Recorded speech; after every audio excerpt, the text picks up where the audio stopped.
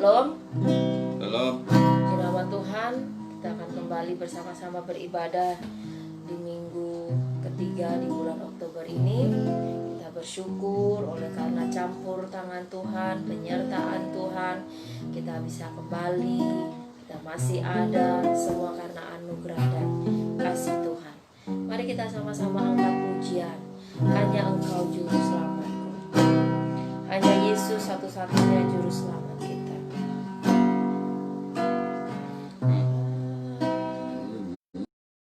Engkau juru selamatku, Tuhan Kau setia padaku.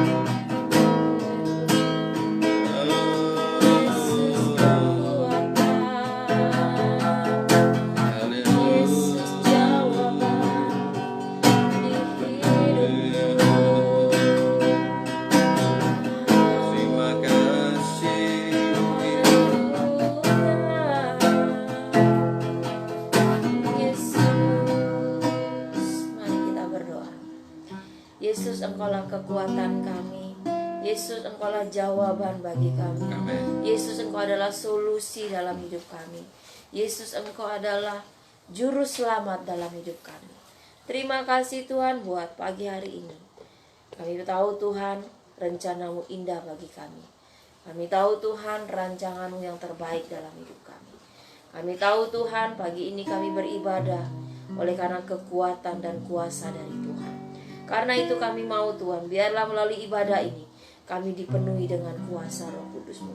Kami dipulihkan, kami dikuatkan, kami disegarkan, kami dibebaskan dari segala yang terikat dalam hidup kami.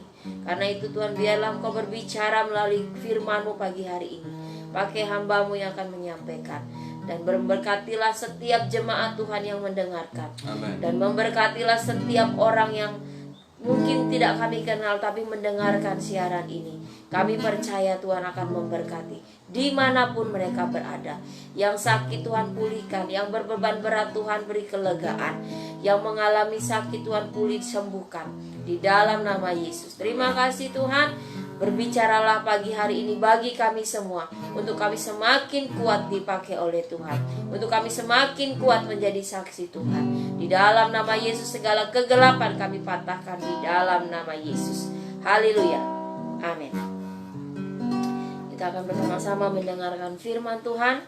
Kita akan menyanyikan pujian. Janji-Mu seperti fajar pagi hari.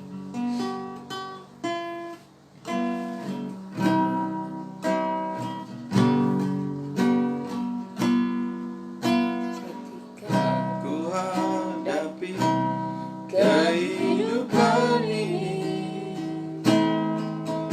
jalan mana yang harus ku pilih? Ku tahu ku tak mampu, ku tahu ku tak sanggup. Hanya Kau Tuhan tempat jawabanku. Aku tahu, Ku tak pernah sendiri, sebab Engkau Allah yang menggendongku. Tangan-Mu membelaiku, cinta-Mu memuaskanku. Kau mengangkatku ke tempat yang tinggi. Janji-Mu seperti fajar pagi hari, yang tiada pernah terlambat bersinar. Cinta-Mu seperti sungai yang mengalir, dan ku tahu betapa dalam kasih-Mu, cinta-Mu, janji-Mu. Janji-Mu seperti fajar pagi hari, yang tiada pernah terlambat bersinar. Cinta-Mu seperti sungai yang mengalir, dan ku tahu betapa dalam kasih-Mu. Kita ulang pujian ini dari awal.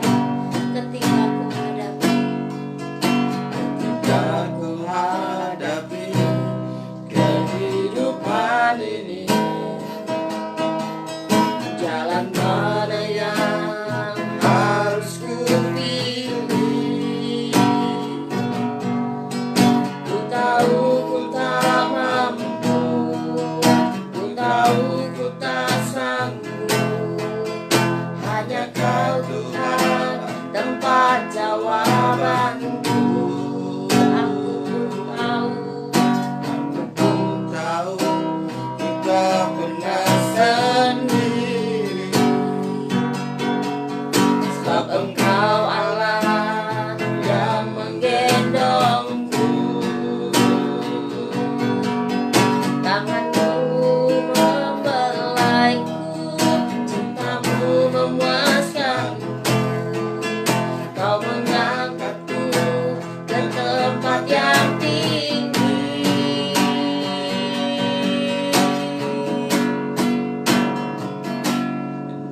Janjimu seperti fajar pagi hari yang tiada pernah terlambat bersinar. Cintamu seperti sungai yang mengalir, dan ku tahu betapa dalam kasih-Mu.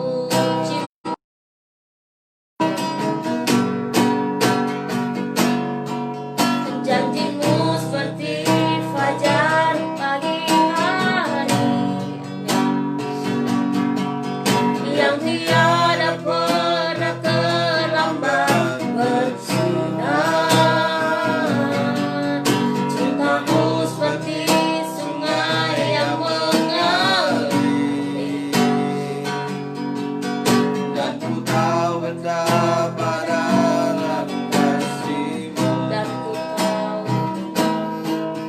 Dan ku tahu betapa dalam kasih-Mu. dan ku tahu betapa dalam kasih-Mu. Amin. Silakan.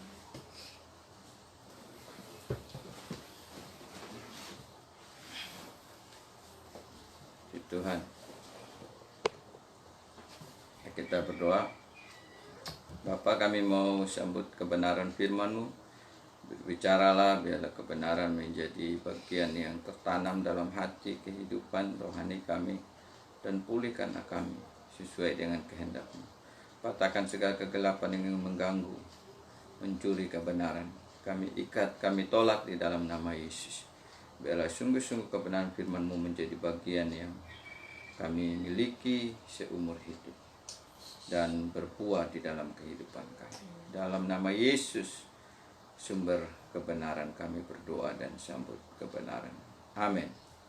Puji Tuhan, Bapak Ibu Saudara yang diberkati Tuhan. Hari ini kita akan merenungkan firman Tuhan yang begitu luar biasa untuk membuat kita mengerti bahwa hidup kita terus akan mengalami banyak perubahan, dan ada perubahan yang bisa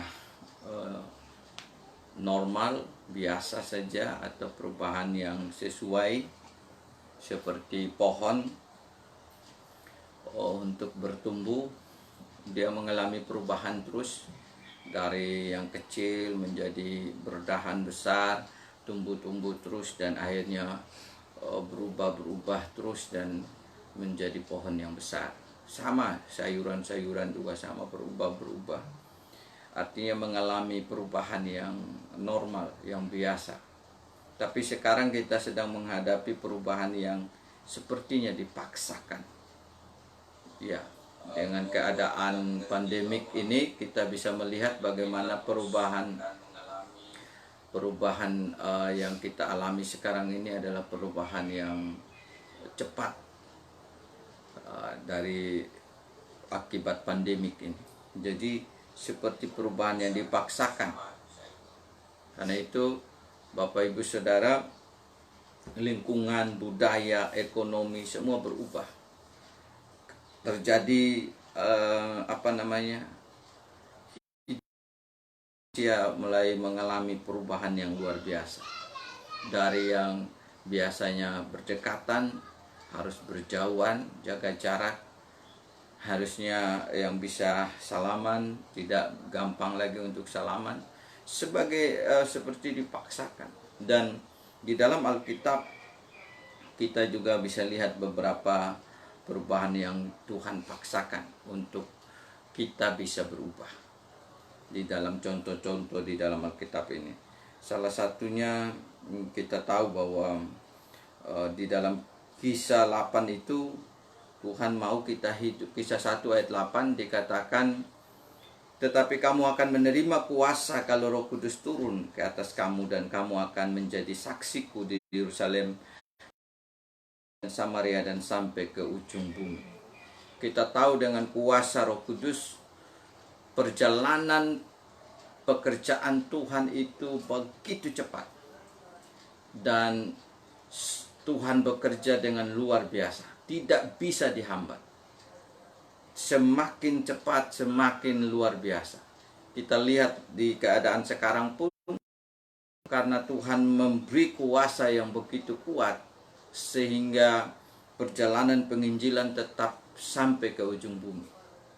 Dan dengan keadaan sekarang, penginjilan tetap ada jalan di rumah-rumah, orang-orang ketemu dan saling menguatkan. Nah, perubahan hari-hari ini situasi yang sangat diharapkan tinggal di rumah. Supaya apa? Sesuai dengan perintah, supaya menjaga kesehatan. Tetapi dengan keadaan itu kita harus bisa mengerti bahwa kita tinggal dengan memakai kekuatan Tuhan yang sempurna. Dan kekuatan Tuhan yang sempurna ada di dalam sejarah Alkitab. Juga dikatakan bagaimana Nuh berdiam 1 tahun yang dia buat. Dan di situ setelah dia keluar dari berdiam 1 tahun, dia menjadi pemilik dari seluruh tanah, seluruh dunia, seluruh bangsa. Dia menerima berkat seluruh dunia setelah hasil berdiam 1 tahun. Artinya apa? Ketika kita berdiam juga, kita juga bisa mengalami berdiam yang terus menguatkan diri sendiri. Menguatkan diri di dalam iman kepada Tuhan masing-masing. Dan waktu kita keluar, waktu kita sudah tidak harus berdiam lagi, kita sudah bisa menuai luar biasa. Kita sudah bisa menjadi berkat. Jadi diam itu berdiam bersama dengan Tuhan dan mengalami kekuatan Tuhan. Nah, karena itu Bapak Ibu Saudara, di contoh ini akan menjadi contoh bahwa walaupun kita berdiam, tapi Tuhan ingin kita berdiam di dalam menikmati Tuhan. Berdiam di dalam mengisi kekuatan rohani. Bukan berdiam tidak memanggil Tuhan. Berdiam maksudnya di sini kan hanya diam di rumah. Diam yang maksudnya tidak bertemu banyak-banyak orang, tetapi bertemu dengan Tuhan kan sangat bisa. Sangat bisa berkomunikasi dengan Tuhan, sangat bisa menikmati kekuatan Tuhan. Dan ada satu lagi berdiam di dalam Alkitab juga, yaitu Yunus. 3 hari berdiam dalam perut ikan. Dan ketika dia keluar, dia bisa menaklukkan seluruh Niniwe.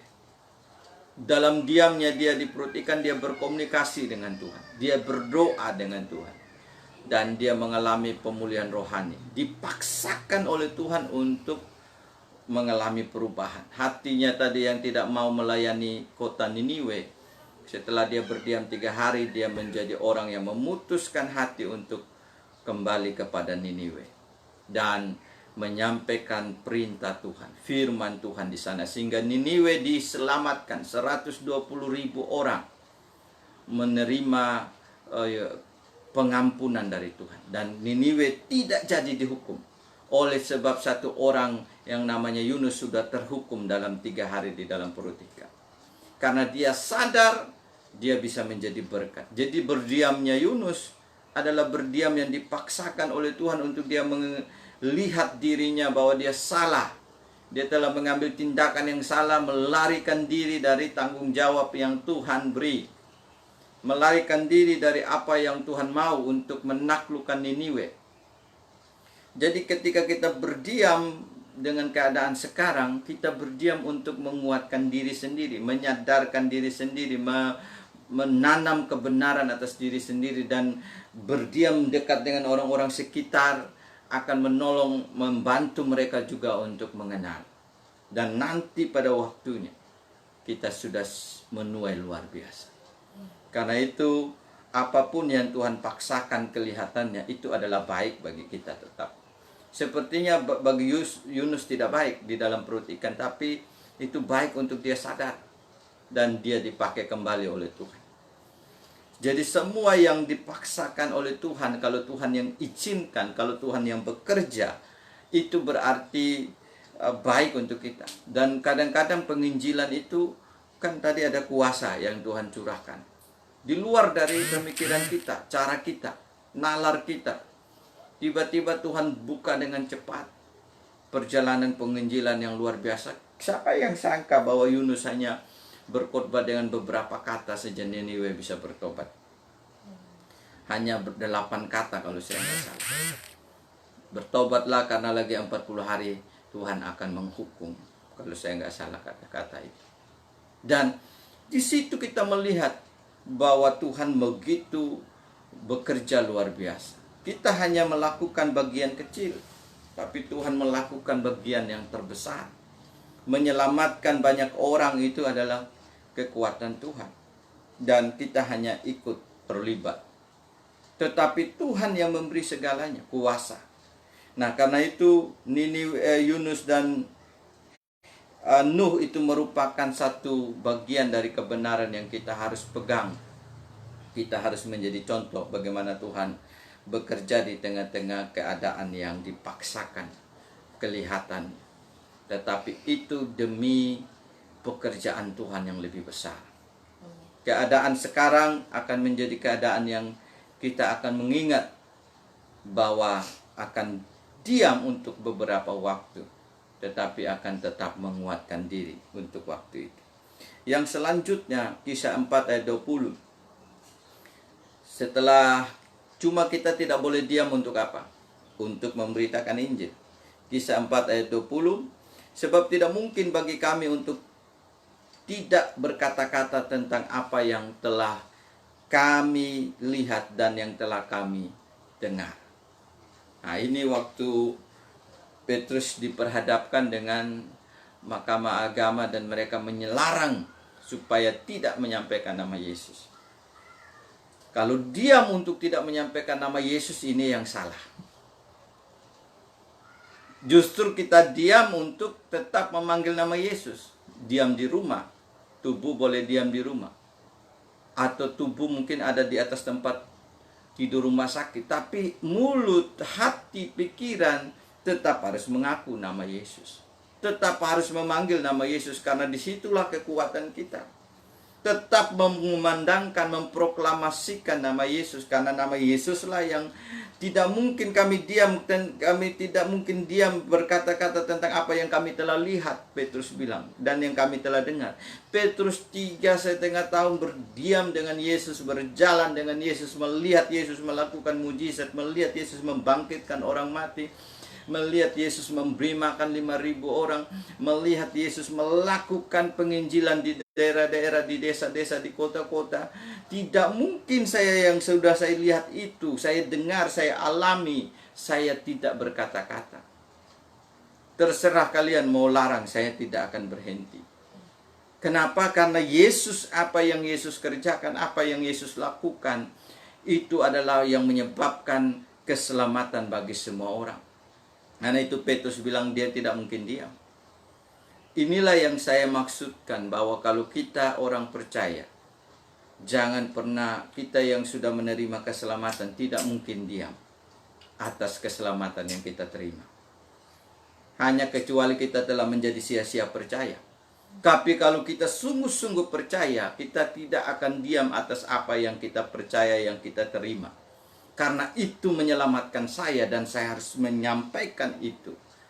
Orang yang diam berarti dia tidak sungguh-sungguh mengerti bahwa keselamatan itu sangat mahal, sangat tinggi dan hanya satu-satu jalannya. Kalau diam artinya saya pikir yang lain bisa selamat dengan caranya sendiri. Kalau diam artinya saya pikir keselamatan masih ada di tempat lain, bukan di dalam Yesus saja. Makanya Petrus bilang, saya tidak akan diam. Apa yang saya sudah lihat, apa yang saya sudah dengar, apa yang saya sudah alami, yang saya sudah terima, itulah yang akan saya sampaikan. Dan tidak mungkin saya diam dengan ancaman apapun. Karena yang saya sampaikan itu adalah kebenaran, itu adalah kebaikan, itu adalah menyelamatkan. Kenapa harus diam? Dan inilah yang maksudnya kita jangan diam untuk menyampaikan nama Yesus. Kita tidak memaksa orang untuk percaya, tapi kita tidak boleh diam untuk tidak menyampaikan nama Yesus. Tetap menyampaikan. Karena percaya atau tidak itu bukan urusan kita. Tapi urusan kita adalah apa yang saya sudah terima dari Tuhan, itulah yang saya kumandangkan.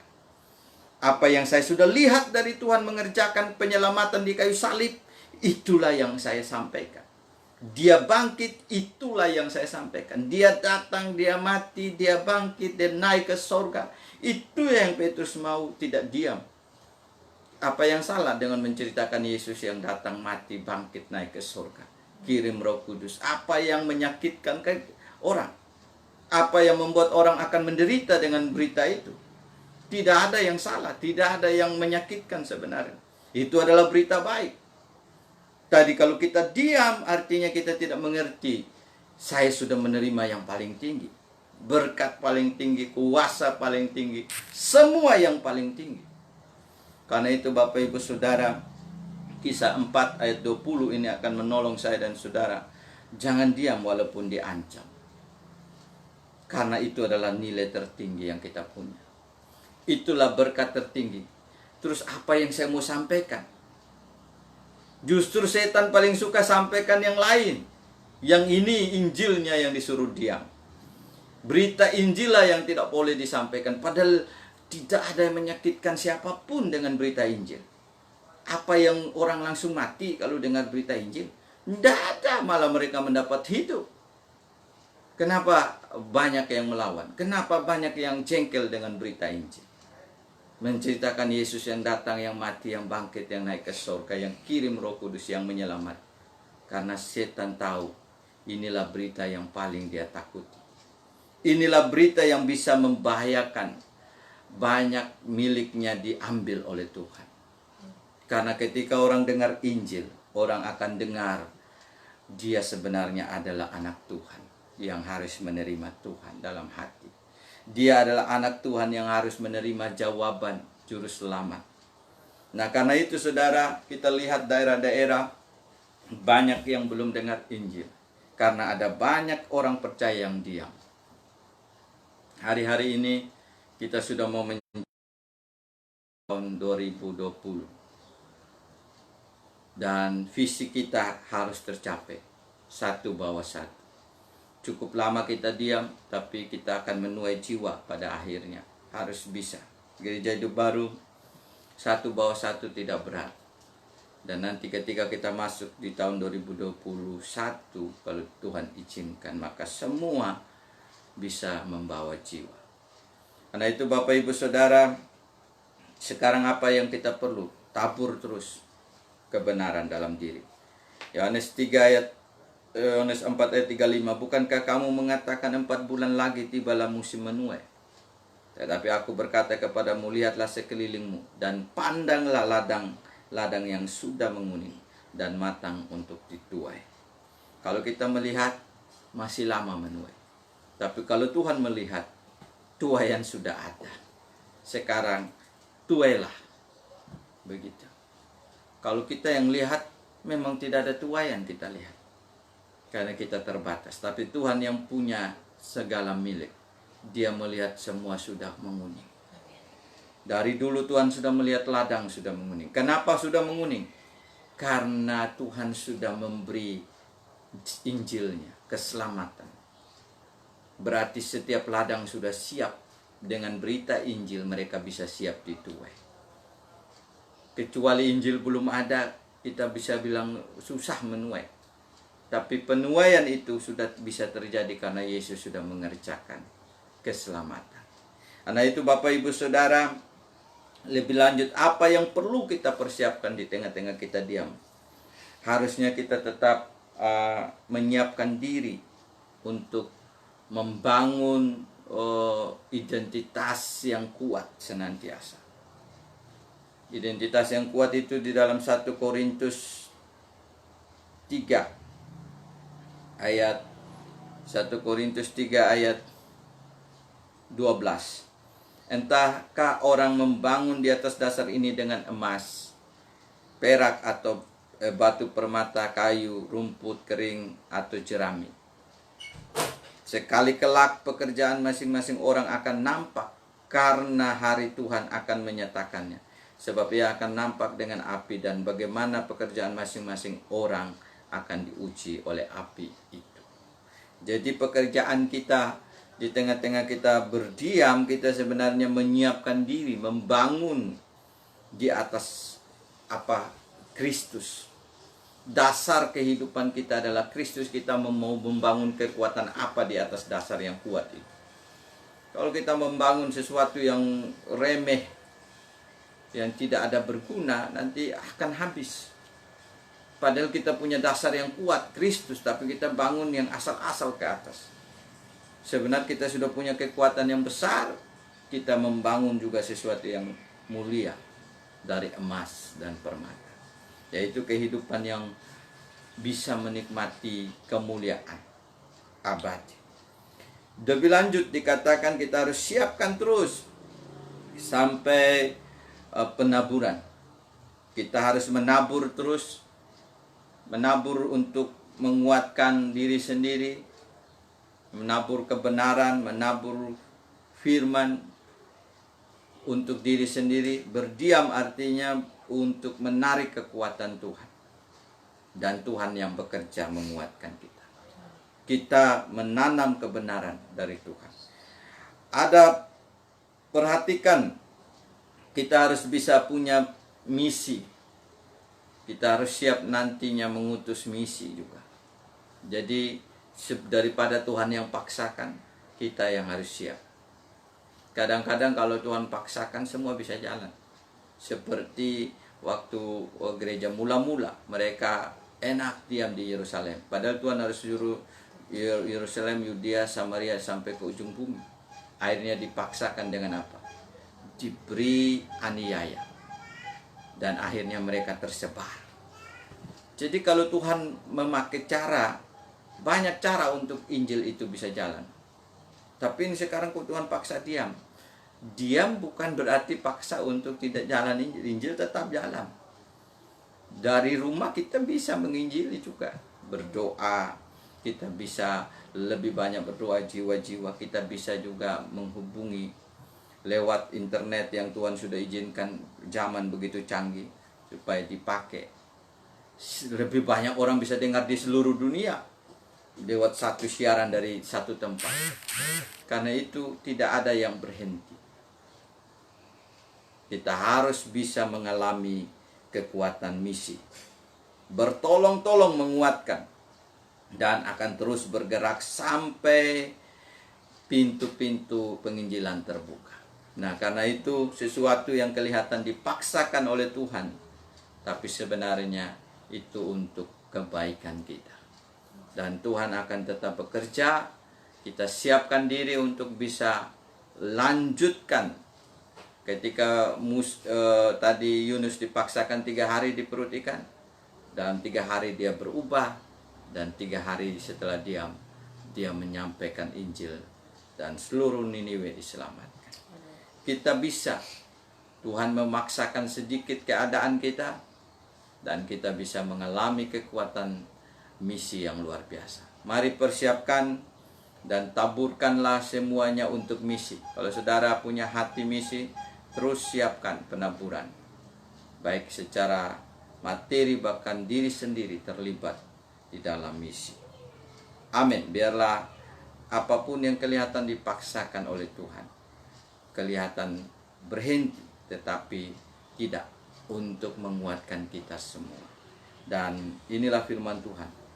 Tuhan menghendaki kita membangun terus ke depan, dan langkah demi langkah dari diri sendiri yang kuat, dan jangan diam dalam memperkatakan Injil Yesus. Diam boleh tidak bertemu, diam untuk tidak rame-rame, tapi diam untuk menyampaikan Injil itu tidak boleh. Harus terus mengumandangkan. Jadi apa yang Tuhan mau, perubahan yang dipaksakan oleh Tuhan, itu tetap akan menjalankan misi sampai ke ujung bumi. Amin. Apapun yang Tuhan sifatnya memaksa, pasti ingin untuk Injilnya jalan. Tuhan tidak memaksa untuk kita tidak jalankan Injil. Kalau tidak untuk Injil, Tuhan tidak paksa. Biarin saja. Tapi untuk Injil harus didorong terus oleh kuasa Tuhan. Tuhan terus akan dorong. Karena itu kehendak Tuhan. Itulah hati Tuhan. Dia ingin Injil sampai ke ujung bumi. Karena itu dia tidak mau diam. Tuhan sendiri tidak diam. Karena itu dia dorong. Begitu kita diam Injil, Tuhan memaksa dorong. Supaya Injil tetap sampai. Karena itu proyek besarnya Tuhan. Amin. Mari kita berdoa. Bapa, terima kasih. Biarlah apa yang kami renungkan hari ini, beberapa ayat, kelihatan Engkau seperti memaksa kami untuk mengalami banyak tekanan di keadaan ini. Tetapi secara pandemik ini, tetapi ada maksud Tuhan supaya Injil jalan lebih cepat. Karena di tengah-tengah orang sedang mengalami tekanan, stres, khawatir, disinilah Injil begitu subur, bisa menuai banyak jiwa. Dan mereka bisa dituai, diselamatkan lewat ketakutan-ketakutan yang mereka alami. Karena itu biarlah gereja Tuhan mengerti keadaan ini dan dipakai oleh Tuhan menyampaikan Injil. Tidak diam. Berkatilah gereja itu baru untuk semuanya tidak diam. Supaya akan membawa satu bawa satu. Akan merebut jiwa-jiwa di tengah-tengah mereka sedang khawatir. Dalam nama Yesus hamba berdoa supaya semua bisa terjadi. Haleluya. Amin. Puji nama Tuhan. Kiranya kita bisa diberkati oleh kebenaran firman Tuhan, untuk terus bisa dipakai oleh Tuhan untuk tidak diam menyampaikan Injil Kerajaan Allah. Kita akan memberi persembahan sambil sembah dijalankan kita menyanyi Tuhan Yesus baik.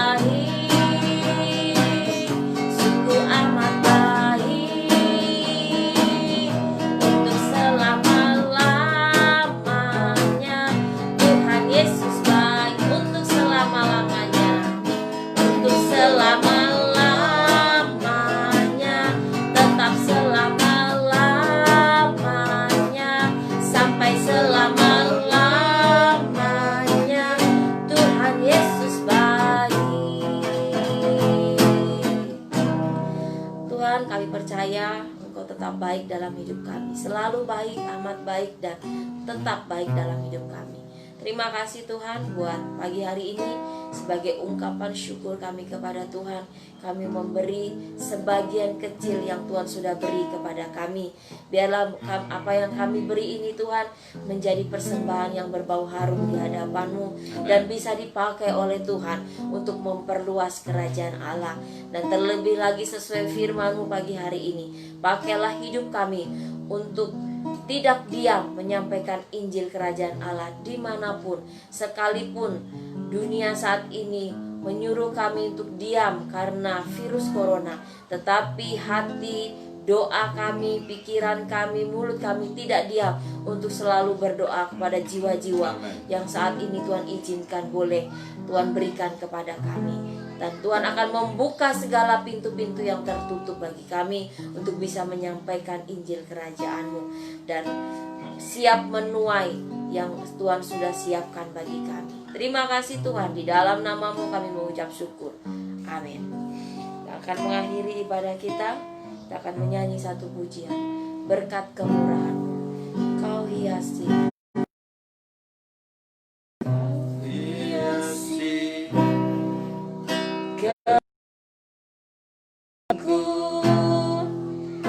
Dengan kemurahan-Mu Kau rancangkan,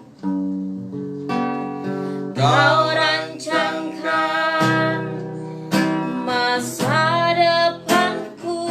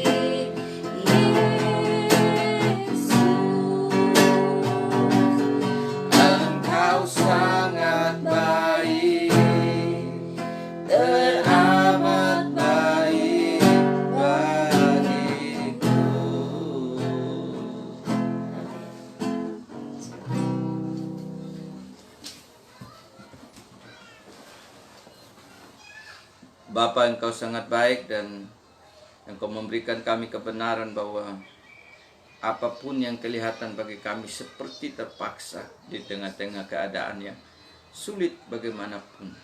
Tapi kalau kami anak Tuhan, kalau kami adalah penginjil, kalau kami adalah orang-orang yang adalah murid Tuhan, semua itu akan menjadikan saluran penginjilan yang luar biasa.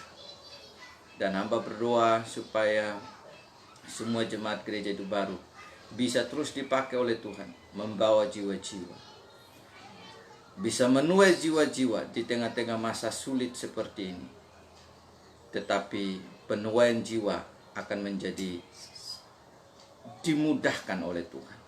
Karena ini adalah kesempatan banyak orang mengalami takut, khawatir, dan mereka perlu dengar kekuatan Injil yang menguatkan, memulihkan, menyelamatkan, dan menghapuskan ketakutan dan kekhawatiran. Karena itu hamba berdoa, pakailah semua, bahkan yang menyaksikan berita ini, firman hari Minggu ini, di mana saja Engkau jamah supaya jangan ada yang diam untuk menceritakan Injil. Jangan ada yang diam untuk mendoakan jiwa-jiwa yang akan diselamatkan. Jangan ada yang diam, tetap memproklamasikan nama Yesus untuk diri sendiri di tengah-tengah diam. Nanam sampai identitas menjadi kuat, dan waktunya Tuhan akan bukakan dan menyampaikan bagi banyak orang. Terima kasih Bapa, dan biarlah kami bisa belajar apa yang Tuhan paksakan dorongkan terjadi dalam hidup kami adalah untuk kemajuan Injil, adalah untuk kami dipakai menjadi perluas kerajaan Allah. Itulah yang kami harus percaya, itulah yang harus kami ketahui dan nikmati. Bapa, terima kasih. Kami berdoa buat 1 minggu ke depan supaya setiap pelayanan apapun, baik secara pribadi, daerah masing-masing, akan tetap bisa menuai jiwa-jiwa. Terima kasih. Berkatilah ibadah hari ini di mana saja berada, di Pesanggaran, di Pulau Ayu, semua ibadah-ibadah dari hamba-hambamu gereja itu baru, sungguh-sungguh mengalami kekuatan ibadah yang sebenarnya. Terima kasih Bapa. Kami berdoa buat mereka yang kalau ada di dalam umatmu yang sakit, yang lemah, mari Engkau jamah dan sembuhkan dan kuatkan.